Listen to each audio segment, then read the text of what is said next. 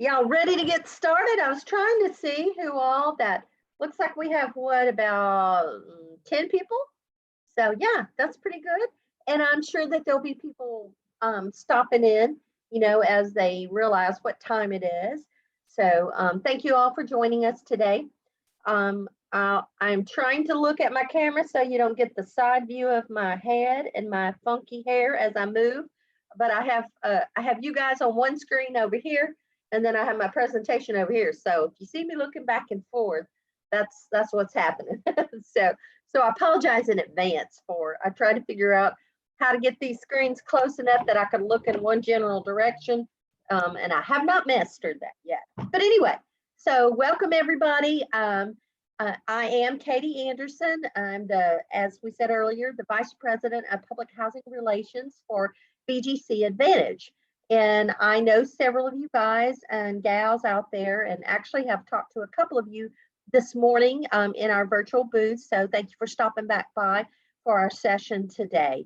Just a little bit about me so that if you don't know who I am, I have been in affordable housing for close to 30 years. And I know that's shocking. So everybody don't fall off your chair, because how could somebody as young as I am have been in affordable housing for 30 years? Well, it's really because I started when I was in elementary school. And so, it's just the right place to be. Actually not. I've been around for a long time, but managing affordable housing, and several of you probably know me from some of your conferences or from the Southwest region, where I used to be the Southwest president for several years. So welcome, thanks for stopping in. And so our session today is going to be talking about the future of affordable housing. And so before we do that, as we said earlier, if you have a question, please feel free to put it in the chat box or to unmute yourself and just ask me. I will try to keep an eye on you, but if I don't see you raising your hand, there is a little place to raise your hand in the program, but you're welcome to do that, or you're welcome to just raise your hand or wave your hands or something and say, hey, I'm back here and I have a question. So I'll try to keep an eye on that and answer that for you. So before we get kicked off, I do see a couple of faces. If you don't have your camera running, I just want to tell you, feel free to. If you don't want to, that's okay too. But if you want to show your face, you're welcome to do that, or you're welcome to just put your name or picture or anything else. And I'm pretty confident we'll have a couple more people joining us as time goes on. So do we have any questions before we get kicked off? Anybody? Going once? Everybody except for Cletus, because he cannot make fun of either my Zoom training or me, because he is the ultimate IT guy. And so I know that he knows a whole lot more about these computers than I do. So, but thanks everybody. So let's go ahead and get kicked off then. So what is the future of affordable housing? Let's see.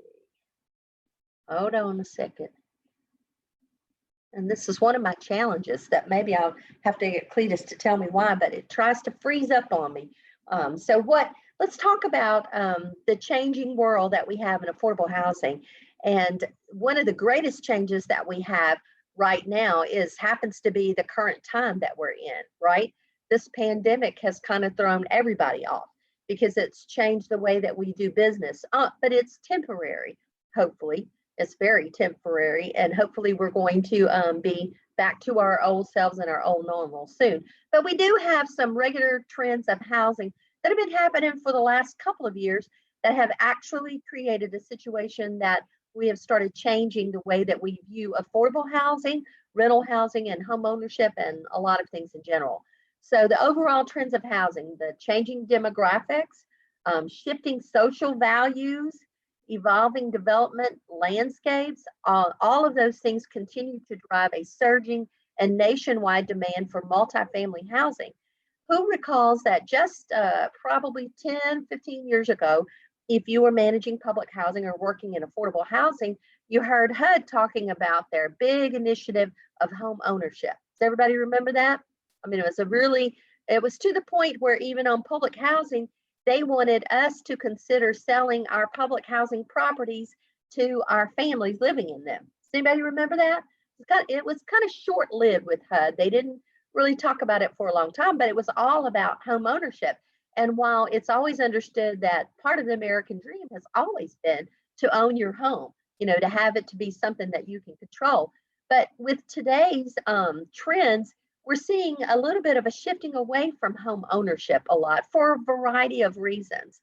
So with empty nesters, a lot of times families who have raised their children in this big 2-story house with 4 or 5 bedrooms, all of a sudden everybody's gone and there's mom and dad, and so they're looking to downsize.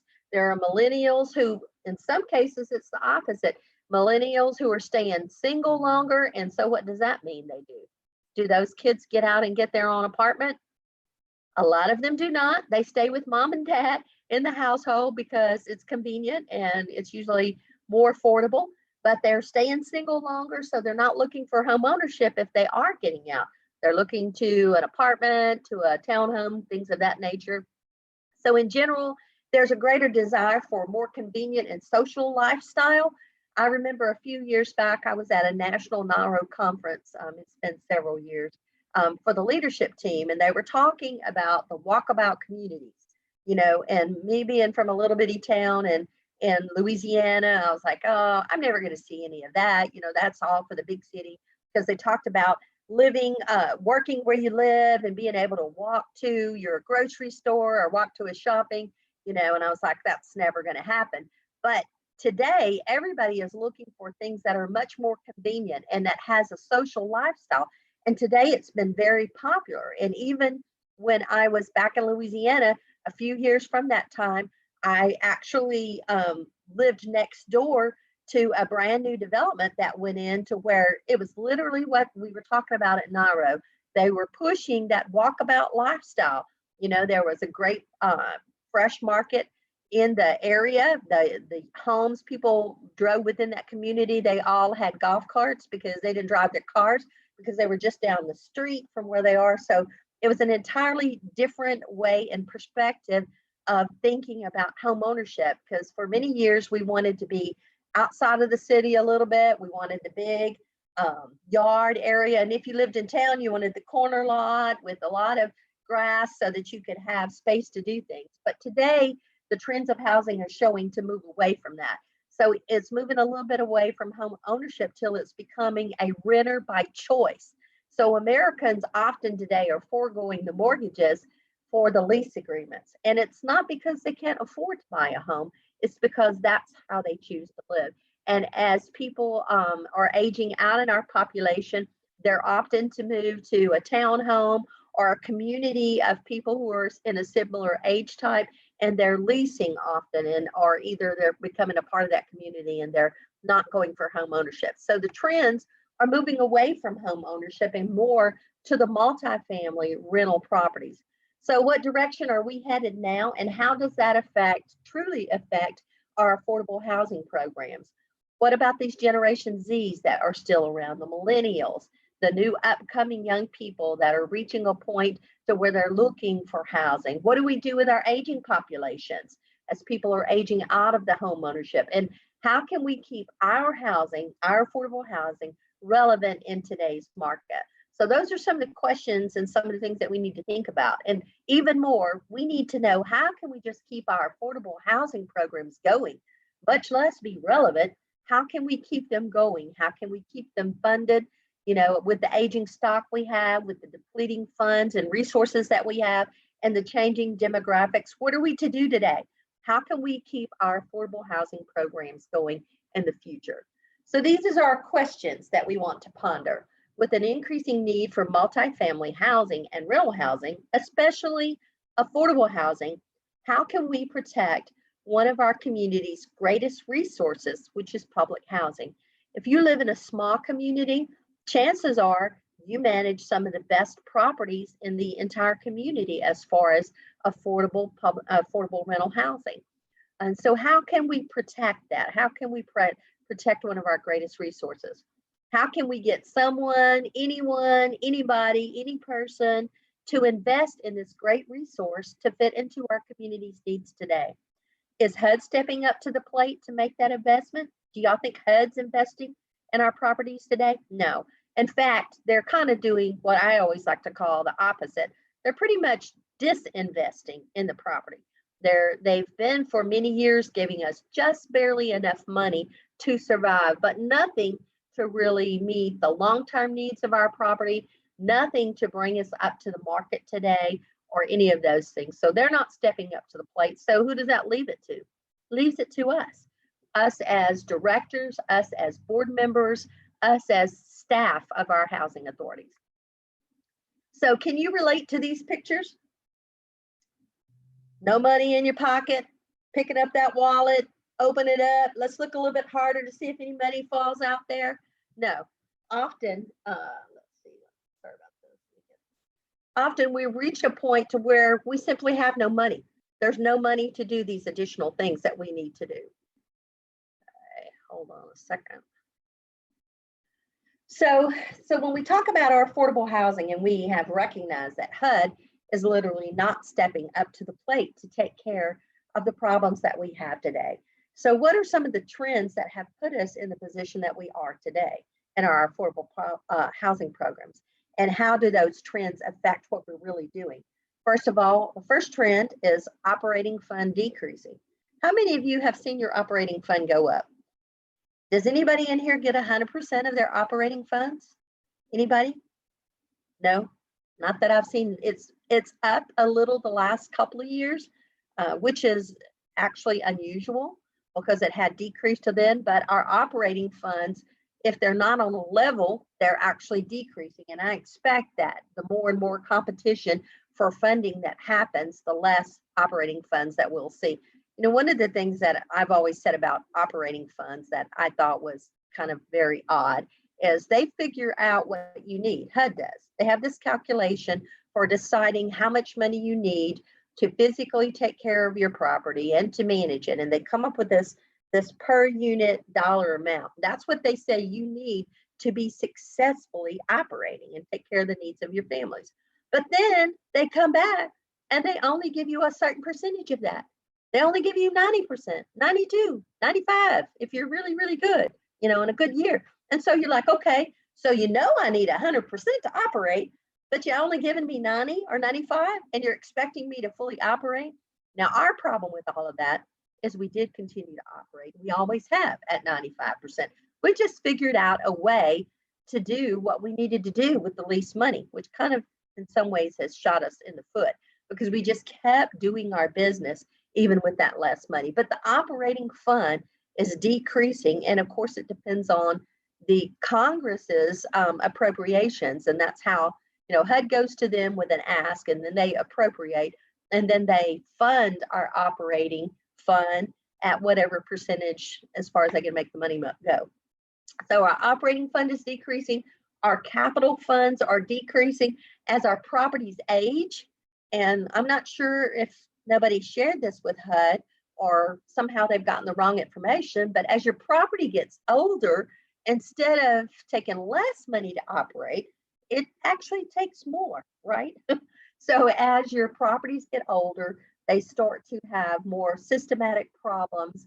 You know, even if you're doing great maintenance, you know, the systems in place, the plumbing, the electrical, the roofing, whatever the systems are you're talking about, those things cost more and more to maintain properly and to keep up as time goes on. But instead of our capital fund increasing to account for that aging stock, it's actually been decreasing. So again, a double whammy. And then of course, if you look at the funding trends related to some of the Section 8 programs, whether it's a tenant-based voucher, a project-based voucher, or the project-based rental assistance program, those trends for funding, if you look at them, are pretty even. They stay pretty even. So we've got our operating fund decreasing our capital funds, and so I typically say to most people that the HAP portion of those is pretty even. Now the administrative side, that's not. I mean, they give us less to operate, but the money that they give for our clients or for the landlords of those, that's pretty evenly. You know, it may leave a little, you know, you may see it funded at 97%, you know, but mostly it's hardly ever under 95. And they only put that into play and let you know that you have to decrease leasing. If you've got a larger HCV program, you might be affected by the number of new clients you can bring in, but you don't pay less than 100% of the HAP to your landlord. So it's a pretty well favored, evenly funded program. And then, of course, as a result of some of those operating funds decreasing and the capital funds decreasing, there is a loss in the number of public housing units. That the actual units have been decreasing, because once they reach a point where they can't be properly maintained any longer, what do people do with them? If they're not reassessing and redeveloping, then they typically just close those up. Yeah, and there's a reason that HUD has a de minimis that is allowed automatically to PHAs, and that's so that they can get rid of the public housing units. So those are some of the trends that we're having to look at that actually affects how we do business and what the future of affordable housing is. So historically, appropriations are not enough to fund 100% of operation requests. As I said earlier, I've always thought that was the most bizarre thing. We're supposed to be successful, but you're giving us, 95, and we're happy if they give us 95. They're usually giving us 88 to, 90% of money, but yeah, we're trying to be 100% successful. So it's being funded at less on an average 85 to 95%, 95 in a great year, 85 on a not so good year. And so the last 3 years of our funding has been an anomaly because we have received more funding. I don't expect that that's going to continue. I'm actually very surprised it has continued for even as long as it has. The only thing I can think is that the country had much more things to be concerned about than to be worried about money that was being given to affordable housing. So we benefited from that. So the public housing operating fund, though, we can know historically, if we look back the last 10 years, you will see that it's continued to decrease. It goes up and down. And the other thing about it going up and down, while we like the times that it's up, the times that it's down, it makes planning very difficult, right? I mean, how in the world can you make long-term plans to do renovations or even just to take care of some of the needs on your property with that 5-year annual, 5-year capital fund plan that you're doing, the 5-year budget? You can't, because you never know how much money you're going to have actually. And so it makes it quite different, this up and down of the funds. But historically, we've been underfunded. And so capital funds has been falling way behind the needs that we have. In public housing, we've actually, it's a well-known fact that there's no way that they can take care of the needs of the public, the physical needs of the public housing properties that are out there. And so there's been a backlog of repairs that in 2010, and that's been 10 years ago now, but back then it was estimated to be $26 billion worth of backlog of needs. Now we're 10 years down the road, so we've got additional needs. Now it is true that some places have, some PHAs have been able to redevelop and take care of some of those needs, but by and large, it is still a great amount of backlog of physical needs for housing authorities that are just left out there, and we're trying to manage the best that we have. So, so Congress has not provided adequate funding. They have provided more funding on the HAP side, but not in the rent subsidies, not in the operating subsidies, and certainly not in the administrative fee. But yet, the cost of rents continue to grow in most jurisdictions. And so the need is greater. The need for affordable housing, right now, because of COVID, is greater than it ever has been. People have been able to manage in some ways with the government helping them, but of course, that's short term, as we know. I mean, we're right now seeing a place where a lot of the assistance from the government is not being continued because Congress can't come to an agreement about how to handle that. But at least people with a great need for affordable housing, and I'm pretty confident once we come out of this COVID, that even though the economy opens back up and people are moving, there's still going to be a great need for affordable housing. So HUD estimates that from 1990 to 2010, and of course my figures are that far back, that they lost 300,000 units of public housing, and it's been even greater than that.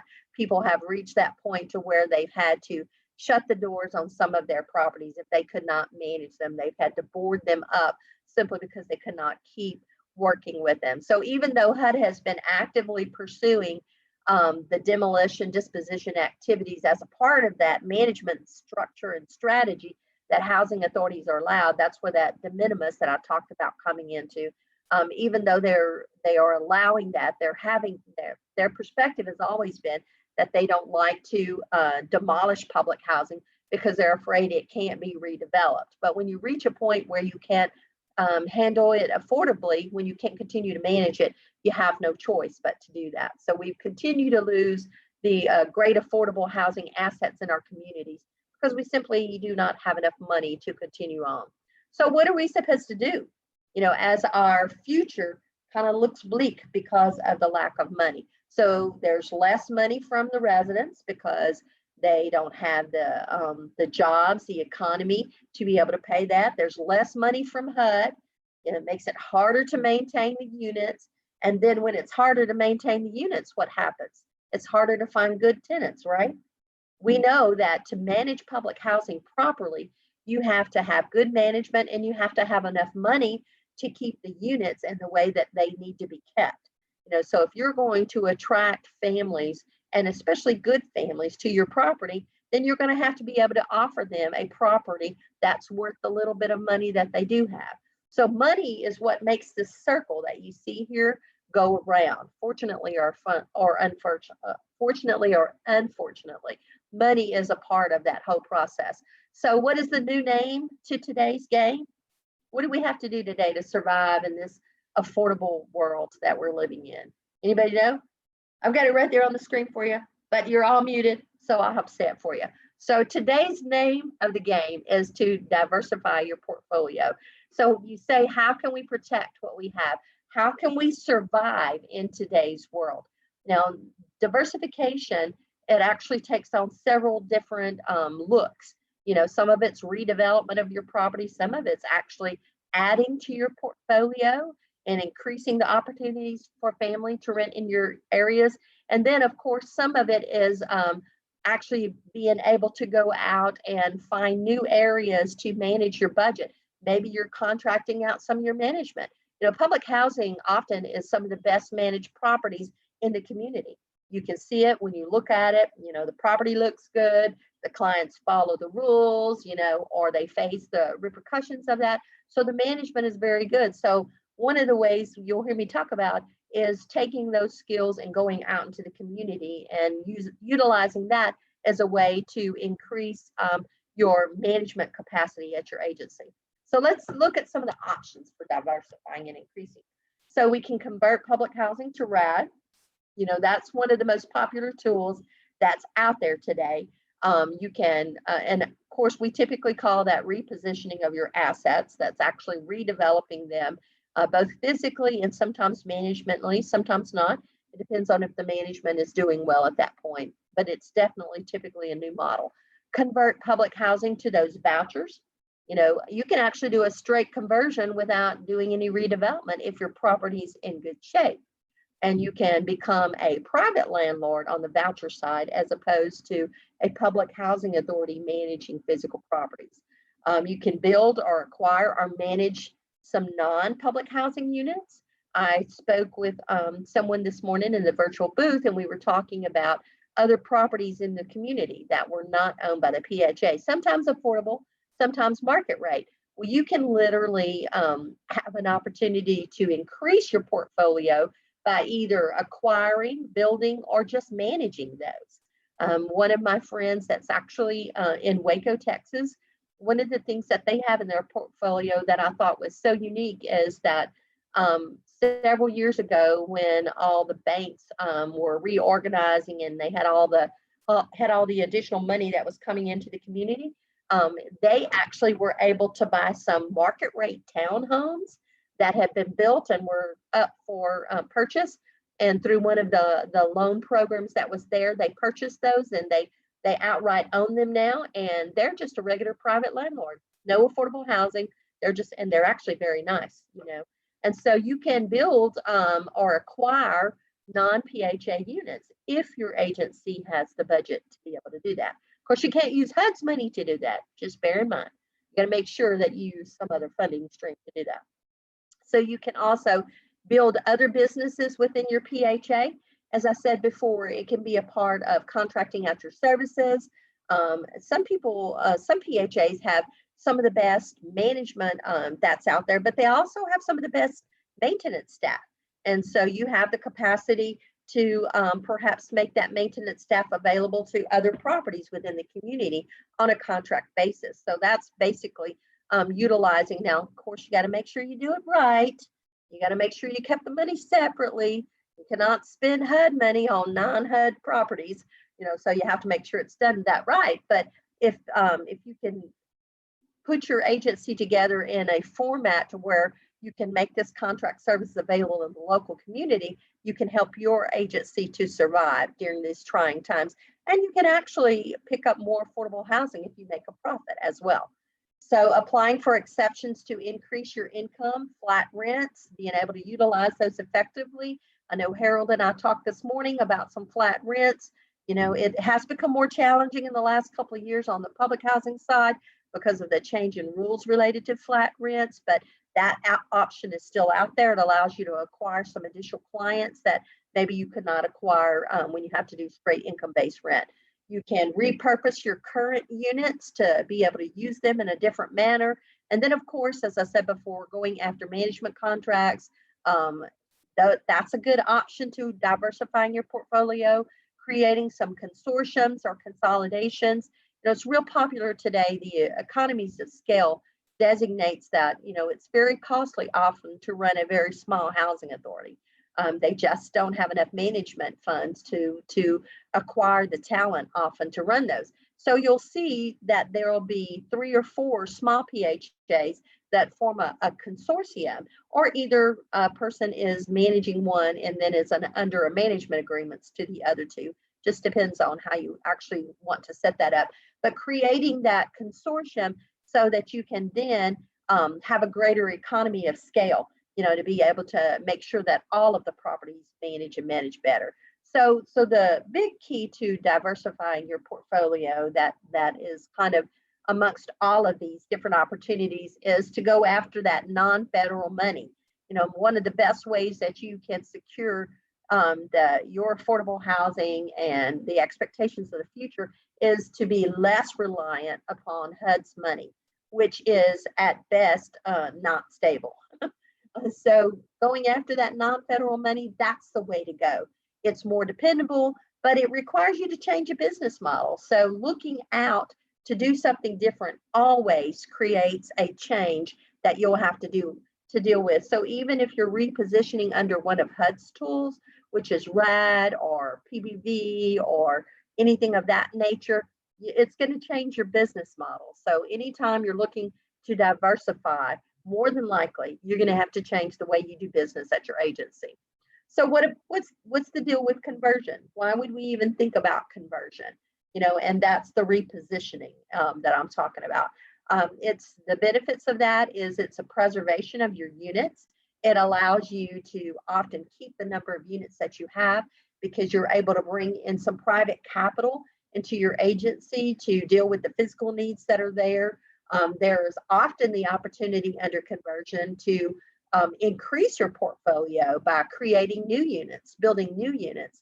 Many of the PHAs that I am familiar with who, as a part of their renovating their units, have done what we call infill housing or backfill, whichever one you want to call it, which means that they have added brand new units of affordable housing to their portfolio. They're typically not public housing because there's a fair cloth limit, that you often can't build an additional public housing. So they're usually tax credits, or maybe they're USDA or funded under some other, but they're creating new units of affordability that is under their management scheme and is in their community. So that's one of the things you can do under conversion.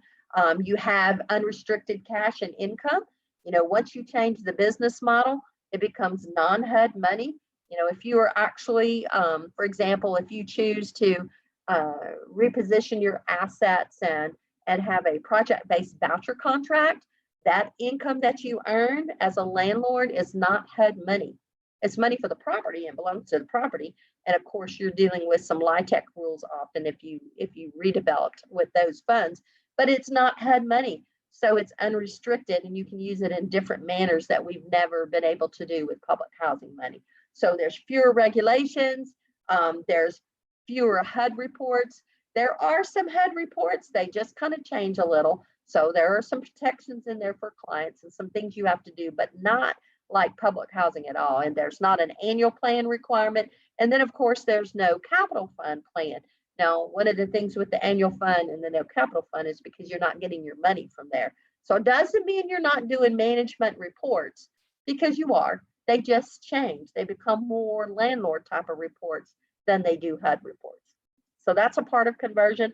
So if you're looking at conversion, why would you convert? Why should I even look at a conversion? So some of the potential concerns that I like to point out to people, because if you're looking at repositioning as one of those options to diversify your portfolio, you need to do that knowing what you're getting into. And I would never try to tell people that it's an easy process, because it is a change from the basic model of where you're operating. Now, is there a need for that? Most of the time there are. Sometimes there's an urgent need. Sometimes it's not urgent, but it's a tool that you need to look out for the future. So I like to point out some of the concerns that people have, so that as they're maybe doing their strategic planning, or as they're training their board, or as they're looking towards this as an opportunity, that they'll pay attention to these items. So of course, some of the potential concerns, that there will be debt on the property. A lot of people, especially board members, they really start freaking out when they hear that there might be a loan against the property as a part of development. But the bottom line is in the private world, when you build properties, they're very seldom ever built with no debt to them. That's, very few people. As a matter of fact, even in our own world, and it's telling me my internet connection's not real stable. So hopefully it won't kick me off. Cletus, I need you. So, but anyway, so understanding that there may be debt on the property, but one of the things that happens when you look at a redevelopment or a conversion of your property, or repositioning, is that there's nobody that's even going to give you any money investment wise if your debt is not showing that you can pay it and still make a profit. So it's very similar to the private world.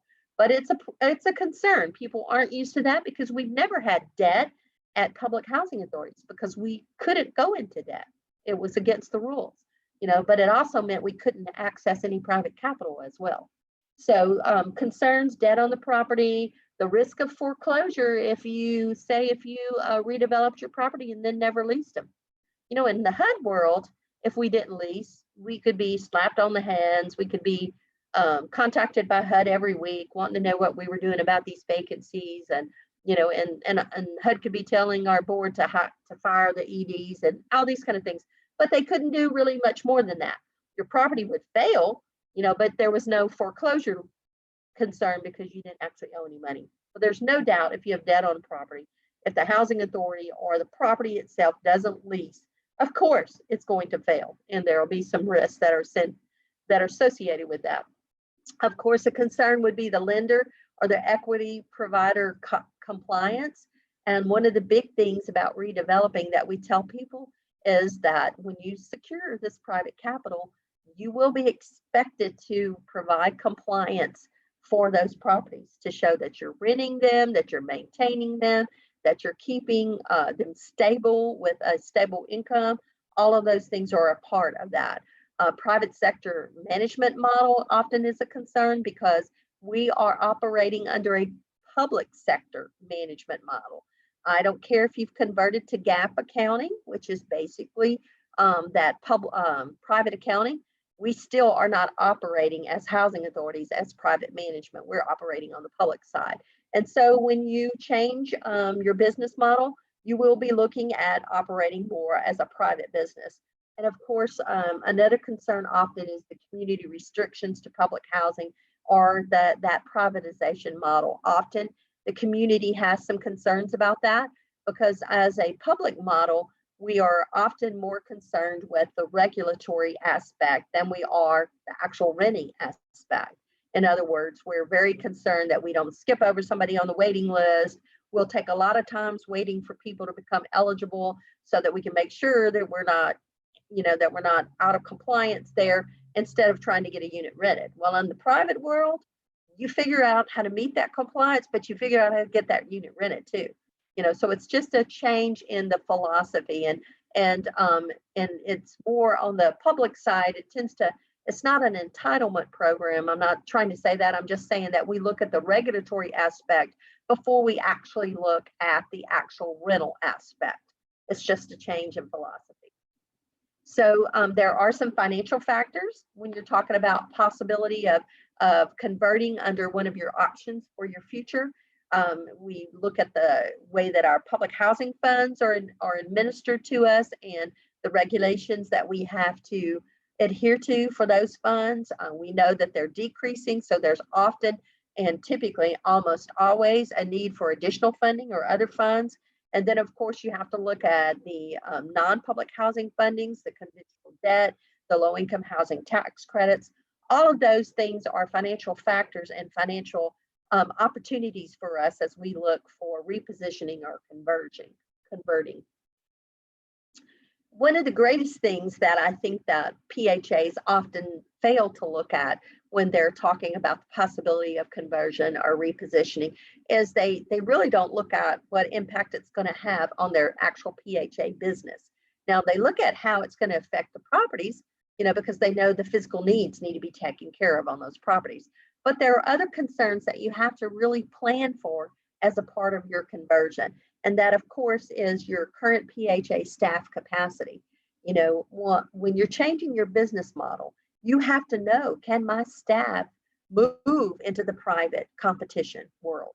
Do they have the level of expertise it takes? Do they have the drive that it takes? Do they have the interest in doing that? So PHA staff capacity has to be measured both from the capacity to be able to do what you need them to do, but also the desire of that. So the PHA staff capacity has to be reviewed as a part of your strategic plan. Can the PHA administer the program, or will they need help? If it's a LIHTC program that you're using LIHTC money to redevelop, then you rent in a different way. And I know Harold and I had a conversation this morning about some properties they own that are funded by home.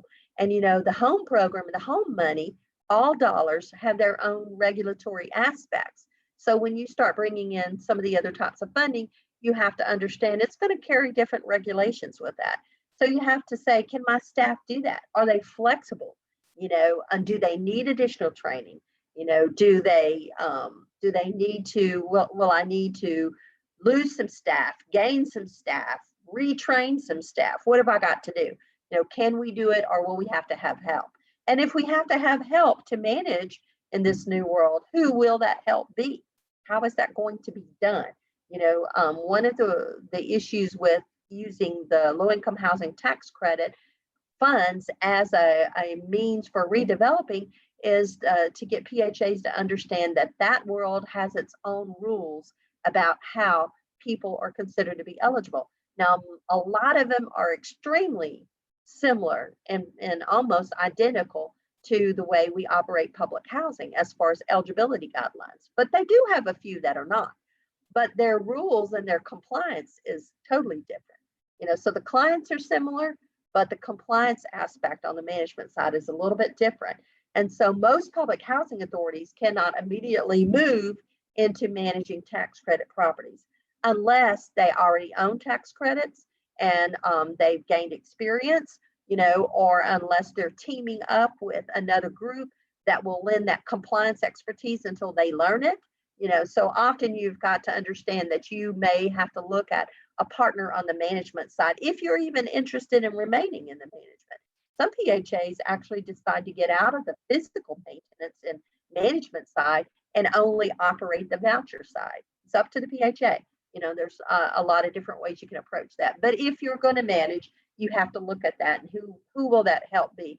Then, of course, when you're talking about conversion, one of the greatest things that I see from moving to a private business model is the loss of some of the procurement responsibilities.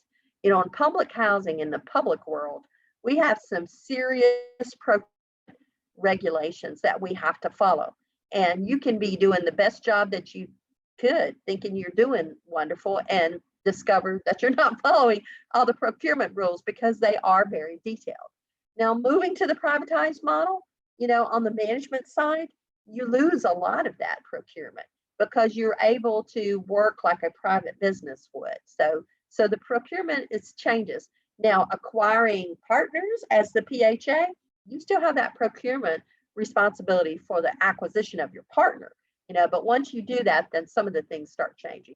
Then, of course, as you're looking at conversion, of course, the post-conversion operations, where will we be when this project is renovated? If you're doing renovations, if you're not doing renovations, when we close on the conversion, where will we be? How will we operate? How will that affect our agency in the post time, the post-conversion operations? All have to be reviewed.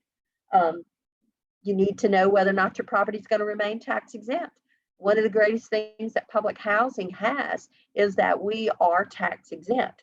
Now, we pay a payment in lieu of taxes that was negotiated under a cooperative agreement whenever our properties were built back in the way old days. But changing this to a private business model does affect that pilot. Now, you can still negotiate with your local taxing bodies, and you can actually, because it's affordable housing, formerly public housing, many of them will allow it to remain tax exempt, but it's on a case by case basis, and so you have to know, will it remain tax exempt? Because that figures into a lot of what you do management wise. Your management fees, you need to understand how that works. If you're going to be in that management structure, typically there is a fee paid outside of the actual payment to the property of the HAP, so your management fees come to play.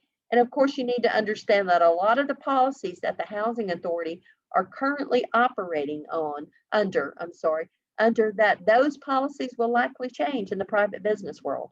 The way often the many numbers of chances and opportunities that we give to clients because of some of the regulatory aspects we have in the private world, that actually changes, and so you have to understand that and you have to plan for that. And of course, you have to understand how the accounting is going to change or the conversion. So as you look at this as the future, one of the future opportunities of affordable housing, you have to know that if your choice is going to be conversion, if that's what you say, that we're diversifying our portfolio by redeveloping, then you have to understand that it is not just a conversion or a repositioning of the physical property, but it is literally the business model and the mindset. So you have to understand that if you diversify, you diversify your revenue source. It comes from a whole different place, and it changes the processes and how we deal with that. You reposition your portfolio.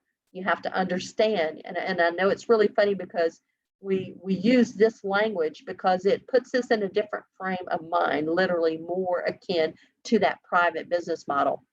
You have to streamline your business processes. One of the greatest things that I see as a PHA person working in the development world is helping my fellow PHAs understand that we have to streamline processes. And actually a lot of housing authorities have been doing this for many years because, for example, when if you run an HCV program, that when the forecasting tool, 2-year tool, came out and people started looking at how they were actually issuing their vouchers, in their search and the time periods, we started seeing then that a lot of our processes were taking way too long to be able to lease up properly. And so we started streamlining a lot of them. And so we've been doing that in PHAs for quite a while for many PHAs. But other PHAs, especially if they've been managing public housing, they haven't been doing that as much. But when you move to a different model, you're going to have to streamline your business process. And it's good for you. It's good for your clients. It typically makes our services more accessible to them, but it certainly makes us respond in a quicker way. So streamlining your business processes, that's a part of the conversion that has to take place. We have to learn to develop the capacity that we need to manage our business. And we have to learn how to grow our business, grow the housing authority, or you may change your name to something different. You may have a whole different philosophy and you need to grow your business. So converting your mindset, you literally learn to run your business like a business. I've always said on public housing, it is a business. It's a public business, but it's a business. We should understand profit loss. We should understand return on investment that you'll hear me talk about. We should be making our decisions based on that. But because of the fact that we've received public dollars in the past and we've not really ever been asked to look at it in that way, we've not gotten used to it. So it's more of the running the business like a business.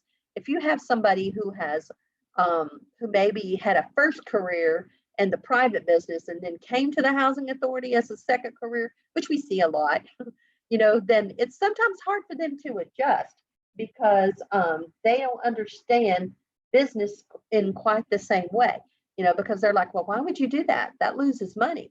And we'll say, well, because we got to make sure we follow the regulations, and so they have a hard time adjusting and understanding that. But the reality is that in a conversion process, you learn to see your business as a business and run it like that. You learn to measure your performance differently, instead of just, how many people are on our waiting list. We see that from the housing authority perspective as having a healthy waiting list being a good thing. Well, that's a good thing still on the private side, but the deal is how many people are you getting off of that waiting list into housing? That should be our measurement, and so it's helping people in that sense. So we learn to measure our performance in a different way, and we learn to demand results like we never have before. Part of the private model is understanding that people are held accountable. Our staff is held accountable. The families we serve are held accountable within the realm of their lease responsibilities. And it's understanding that we have expectations and are holding everyone accountable for their role in it. So converting your mindset is understanding your PHA's role, where, making a plan for it, understanding it, being able to manage it, managing your staff, knowing whether or not you need to increase, decrease, streamline, have new job descriptions. One of our clients that we work with, who has been in a planning mode, not really because they wanted to be, but because of some other circumstances outside of us and them, they've been in a planning mode of conversion for quite a while. So they didn't just waste that time spinning their wheels. They literally started retraining their staff to allow them to be able to operate in a different manner. So one of the things they did was review job descriptions, review putting people in the right spots, making sure they had skill level matched up with responsibility. So that's something that we should always have done as a PHA, but often it's not the focus we had, simply because of the way that we chose to manage our business or the way that HUD chose for us to manage it. But in the private world, it's critical, because you literally have to match people's skills up with their positions. So you take the time to look at your staffing, managing them that way, and make determinations about what you're going to need for the future. And then, of course, managing your expectations. So if you convert, you are more of a private owner than you are a public housing authority. So if you're looking at a repositioning strategy where you're converting from public housing over to some other, either PBV or RAD or some other type of funding stream that you have, you are now more a private landlord or owner than you are a public housing authority. So it changes both your perspective and that from the community. You need to learn to manage your return on investment. We often, in the private world, if you don't get return on investment, then you don't invest. That's just the bottom line. In the public world, we make a lot of investment, and often we have very little expectation of return, but we do it for a different reason.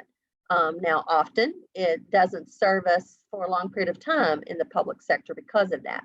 But in the private world, if the return is not there, then it's not going to be there. So you need to understand looking at your business as such and looking at a profit and loss. It's not just about having a zero budget at the end of the month, paying all your bills, but it is literally putting money away in a reserve to provide for a rainy day, sort of like we do in our own private homes. So you have to understand that your mindset is one to where you lease units to make money. You don't just lease units so that HUD stops calling you about the vacancies, although you want them to stop calling you about the vacancies, or I always did, So you do it because you need to make this affordable housing available to the families that you serve. You need to provide that service for them, but you also do it because you need to make money. You need to make money to continue serving the families that you serve. So you have to convert your mindset to understand that you have to spend wisely on labor and materials. You need to be able that you track your materials, and that you're purchasing them in a way that provides for the best return on that, not just in the pricing, but the best investment. Oftentimes, we will, in the public side, we would buy what we could afford and we wouldn't take the money to invest in it, but we would have to buy that same part 4 times because we didn't make the investment up front. So you have to see things in a little bit different about how you wisely spend your money related to how you maintain the properties as well as to on your staff and things of that. And so basically in the private world, we know time is money. Money is time and time is money. So you need to make sure that it's not really all about the money. And I know you hear me saying that often. So, that it kind of seems that way, but it's not. But money is, as I showed you in the circle that we had about the problems, money is what makes that circle go round. And so when we have enough money to provide the services for the families that we need to serve and to keep the units up, then we keep those units for a lot longer and we keep that affordable housing in our community. So it is a strong part of it. So basically, when you're talking about your mindset and your operations for conversions, is you have to truly understand what a budget is and be able to stick to that budget wisely to meet the needs that you have, but being able to stick to that budget is critical. So, so it's important to understand that you're converting your mindset, but you're not just converting your mindset, you're converting everybody's mindset at the same time, which is somewhat challenging. So you have to make sure if you're looking at a conversion strategy, a repositioning strategy, that you get your board on board. The board actually is the one who gives permission for that to go forward, no doubt, but we want to make sure that they understand what they're actually giving permission for, that they can see that and that they can be prepared, because the board is your ambassador out in the community. So they need to be prepared to answer questions, not just from our families that we serve, but to members in the community as well. So you have to make sure to get your board on board. You have to dedicate appropriate time and energy to the changing of your business operations. I can't stress that anymore. The structure, the processes will all change to some degree. And then, of course, you have to do your due diligence. And what do I mean by due diligence? I mean, educate yourself. Educate yourself about the pros and the cons. Educate yourself about what your neighbors have experienced. Harold and I were talking this morning earlier, and there's some benefits to being a latter person to come into a conversion process, because some of the kinks have been worked out, some of the problems have been identified by your partners, and so you go to them and you say, the first thing you say is, what were the problems? If you had to do it over, what would you do differently? Because I want to consider that. I don't want to have to make the same decision. I want to actually figure that out. So get your board on board, and then of course do your due diligence. Find out, educate yourself, educate them, make the good choices, put in the work up front so that the end results are better on the back end side. So a part of the whole affordable housing view and what's happening in the future, and looking at it from a repositioning strategy, is to understand that in order to be successful, you have to be flexible. You have to be creative. A lot of times you're doing things that nobody else has actually done yet. So you may have to have a creative solution, or maybe they had a problem and now you're going to have to take a different perspective. So you need to be creative. You need to be smart about what you're doing. Make sure that you put in the education time to learn. And one thing I would always say is, don't let your size stop you. A lot of people say, well, it's just for larger housing authorities, on small housing authorities. That's not actually true. Many of the PHAs that have converted are smaller housing authorities, and there's actually tools that have been allowed for them that aren't allowed for others. So don't let your size stop you, and don't let your fear stop you. When it reaches a point to where that we need to make an investment in the future for our properties, for our communities, make sure that you check out all of the different strategies that are out there, that you make the smart choice, but that you don't let your fear stop you. I mean, I know a lot of people who say, well, I'm just not, I'm happy with the way things are right now. And if we thought that things would stay that way forever, then of course that would be something we would want to look at. And to answer your question, Harold, we do have some percentages even for your state. I don't happen to have them with me, but I can send you that information. There's actually a really good report that HUD does, and it updates all the time on conversions. And I'll show you where to find that, because every time, people are converting all throughout the year, closing projects. So it changes all the time, but I'll show you where to actually find that. I can't, and if Anna was on the phone, she might could tell us, she's here, she might could tell us a little bit more about what Missouri's specifics are for conversions. But I can't remember them off the top of my head, but we can send those to you, and I'll show you where to find it. So in the future, you can look and update it yourself. So, but don't let your fear stop you, educate yourself and find out what is going on, so that as you look at your future in the housing authority world, is it time for us to make a move? Are we ready for that? If you started and then slowed down, are you time to reactivate now? A big part of looking at diversifying your portfolio and choosing the repositioning strategy for that is the availability of funding. And as we know, in Missouri last year, there was a big to-do, I guess we'll say, with MHDC, the Missouri Housing Commission, that they chose to change the way they were going to give out tax credits, for example. And as a matter of fact, they weren't giving out the state tax credits, period. But the federal tax credits, they're an allocation directly to the state from the IRS, and from nationally down to them. So they finally figured that they would release those tax credits, but it was really late, and it caused people who made plans to be delayed, and they've changed some of the processes. So there are things that are out there that happen that affect us, and affect everybody else. But don't let those fears of those changes, stop you from, at a minimum, educating yourself and being able to make a good choice, make a good plan about what you want to do. So as you survey your property, survey your situation, and look to possibly choosing one of those opportunities that I talked about earlier, whether or not it's just making yourself more available in the community, or whether it's redeveloping, repositioning your properties, do that with your due diligence, and move forward with education and making your choices. But if you have any questions, I think we have time. Do we have time to answer them? I don't even know how long, or is our session about to be over? Anna, can you unmute yourself and help me? My partner is out there. I see her name, but I don't know if she's going to mute herself. But anyway, I think our session time is about over. But if you have any questions, you can either put them in the chat box, or you can unmute yourself and ask me, and I'll do my best to answer them. But if I don't get them today, that's my email address, and it's also with the conference information.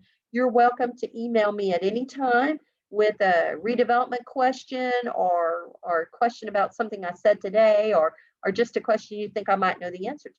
I might know it, and if I don't, I will try to find it for you.